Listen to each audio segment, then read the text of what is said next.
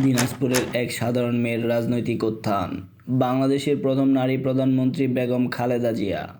জিয়াউর রহমানের মৃত্যুর পর ঘরের মানুষ থেকে হয়ে ওঠেন এক শক্তিশালী রাজনৈতিক নেত্রী। খালেদা জিয়ার পুরো নাম ছিল খালেদা জিয়াউর রহমান। জন্ম 15 আগস্ট 1945 সালে পূর্ব পাকিস্তানের বর্তমান দিনাজপুরে। তার পিতার নাম হচ্ছে ইস্কান্দর মজুমদার এবং মাতা তাইয়েবা মজুমদার। 5 ভাই বোনের মধ্যে খালেদা হচ্ছেন তৃতীয়।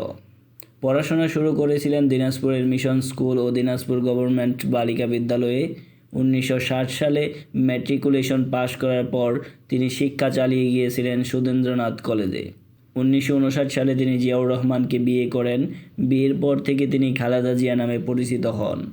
তাদের 2 পুত্র সন্তান রয়েছে, তারেক রহমান এবং আরাফাত রহমান কুকু। 2015 সালে হৃদরোগে মারা যান। রাজনীতিতে উত্থান হয় খালেদা জিয়ার 1981 সালে জিয়াউর রহমানের হত্যার পর। 1982 সালের 2 জানুয়ারি তিনি বাংলাদেশের জাতীয়তাবাদী দল বিএনপি এর সাধারণ সদস্য হন। তিনি প্রথমবার প্রধানমন্ত্রী নির্বাচিত হন 1991 সাল থেকে 1996 সাল পর্যন্ত। এই সময়ে তাকে বাংলাদেশের প্রথম মহিলা প্রধানমন্ত্রী হিসেবে ইতিহাসে নম্বর বানানো হয়। আবার 2001 সালে নির্বাচন জয়লাভ করে 2001 সাল থেকে 2006 সাল পর্যন্ত তিনি প্রধানমন্ত্রী ছিলেন। সংগ্রাম, বিতর্ক, আন্দোলন সবকিছুকে ছাপিয়ে খালেদা জিয়া আজও বাংলাদেশের রাজনীতিতে এক ইতিহাস, এক প্রতীক।